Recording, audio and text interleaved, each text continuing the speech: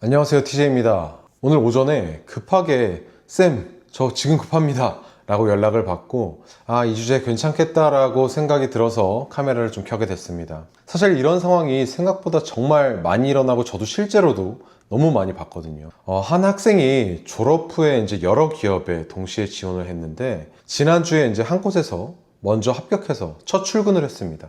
포지션이 좀 구체적으로 얘기하면 1년 계약직 연구원 포지션이었는데 출근한 바로 다음 날 다른 기업에서 연락이 온 거예요. 다음 주에 면접 보러 오실 수 있나요? 그 학생이 저한테 물어본 건 이거였어요. 어떻게 핑계를 대고 면접을 보러 나갈 수 있을까요? 오늘은 이 상황에 대해서 좀 설명을 드리려고 합니다. 취업 준비를 할 때 한 회사에만 지원하는 사람은 없잖아요. 여러 회사에 동시에 넣고 각 회사마다 발표 시기가 다르다 보니까 이런 일이 생기는 겁니다. 정말 수도 없이 많이 일어나겠죠. 실제로 회사 입장에서도 이 사실을 너무 잘 알고 있습니다. 그래서 신입사원이 다른 곳으로 빠져나가지 않도록 로열티를 높이기 위해서 온보딩 프로그램을 따로 운영하는 기업들도 있습니다. 제가 있었던 회사에서도 호텔 데려가서 밥 먹이고요. 사실 학생들은 영화를 보러 가긴 하지만 뮤지컬은 비싸서 가기 힘들단 말이에요. 뮤지컬도 제일 좋은 자리로 가서 비싼 밥 먹이고 뮤지컬 보고 그리고 또 술 한잔까지 이런 식으로 온보딩을 하기도 했었습니다.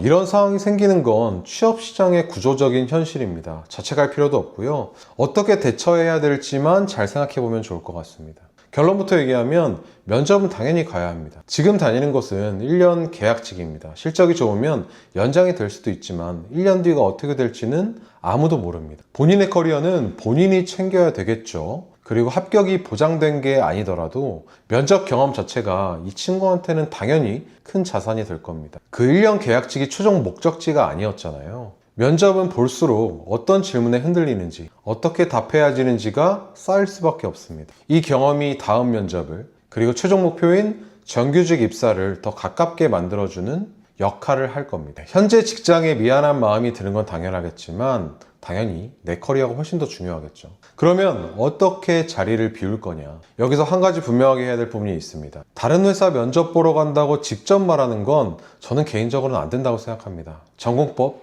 안 됩니다. 어차피 다들 회사에서 월급 받는 직장인이긴 하지만 서로에 대한 예의랄까요? 그런 부분은 지켜야겠죠. 갓 입사한 인턴이 면접을 보러 다닌다는 걸 회사에서 알면 이 친구는 언제든 떠날 수 있겠다라는 인식이 생길 수도 있겠죠. 그럼 적극적으로 일을 가르쳐줄 이유가 없어지고 현재 직장에서의 경험 자체가 굉장히 얕아질 수가 있겠습니다. 저도 전화를 받고 나서 어떻게 말하면 좋을까를 생각하다가 학교 핑계를 대면 어떨까라는 생각을 했습니다. 아직 학생 신분과 가까운 상황이기도 하고 학교 관련 사연은 상대적으로 이해받기도 쉽기 때문입니다. 예를 들면 학부연구생 연구를 마무리한다라고도 할 수 있을 겁니다. 지도교수님께서 이전에 참여했던 연구 자료를 마무리해달라고 하셔서 오전 반나절 정도는 연구실에 좀 다녀와야 될 것 같습니다. 혹은 졸업 행정 처리를 해야 되는데 누락된 서류가 있다고 해서 서류도 좀 떼야 될 것 같고 학교 담당자를 만나러 가야 되는데 괜찮을까요? 혹은 졸업 관련해서 지도교수님과 짧게 면담이 잡혔습니다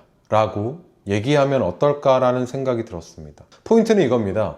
너무 구체적으로 설명하려고 하면 오히려 더 어색하고 좀 장황하게 될 수 있습니다. 짧고 자연스럽게 그리고 일자를 명확하게 설명하고 혹시 당일에 복귀가 가능하다라고 하면 복귀 시간을 명확하게 말해주는 게 중요합니다. 그리고 당연히 임박해서 얘기하는 것보다는 미리 얘기하면 더 좋겠죠. 면접을 보고 왔다면 그 이후도 생각해 봐야 합니다. 합격했다라고 하면 현재 직장의 퇴사 의사를 밝혀야 되겠죠. 이때 솔직하게 말하지 않아도 됩니다. 개인 사정으로 계속 근무가 어렵게 됐다는 정도면 충분합니다. 인수인계를 성실하게 하고 예의 있게 마무리하는 게 중요하겠죠. 또 불합격했을 때는 이렇게 하면 좋을 것 같습니다. 지금 다니는 직장에서 더 성실하게 경험을 쌓으시면 됩니다.